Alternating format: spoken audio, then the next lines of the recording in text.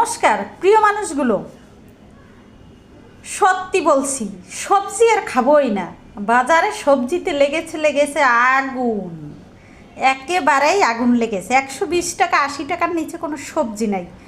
সত্যি রাগ করে কয়দিন যাবৎ খালি আলু খাচ্ছি। এই দেখুন এখনও আলু, এই হচ্ছে আলুর ঝোল নিরামিষ, এই হচ্ছে মাছ দিয়ে আলু দিয়ে ভর্তা, এই হচ্ছে শুধু আলু ভর্তা শুকনো মরিচ দিয়ে সর্ষের তেল দিয়ে, এই হচ্ছে আলু একেবারে ঝিরি করে কেটে মুসমুসে করে ভাজা, আর সাথে আছে লাল চালের ভাত, সাথে আছে শুকনো মরিচ। বিশ্বাস করুন আমি আর সবজি খাবোই না, শুধু আলু আর আলু খাবো, শুধু আলু আর আলু খাবো। দেখি সবজির এত দাম কীভাবে হয়, আমার মতো আপনারাও করুন, তাহলে সবজির দাম কমে যাবে। আর এত টাকা পয়সা আমার নাই, বাপ রে বাপ, 80 টাকা 120 টাকা কেজিতে খাওয়া সম্ভব না। তো তাই হচ্ছে দেখুন সব কিছু আলু আলু করতে করতে নিজেই যেন আলু না হয়ে যায়, তাই ভাবতে আসি এত আলু খেলে হবে।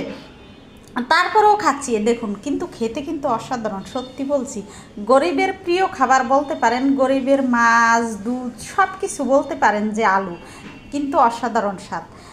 আর নিরামিষ মানেই আলু, আর আলু মানেই মাছ, মানে আমার কাছে মনে হয়। তো সবাইকে অনেক অনেক ধন্যবাদ। অবশ্যই আমার ভিডিওটা দেখবেন আর সবাই কমেন্টস করে যাবেন, আর ভালো থাকবেন।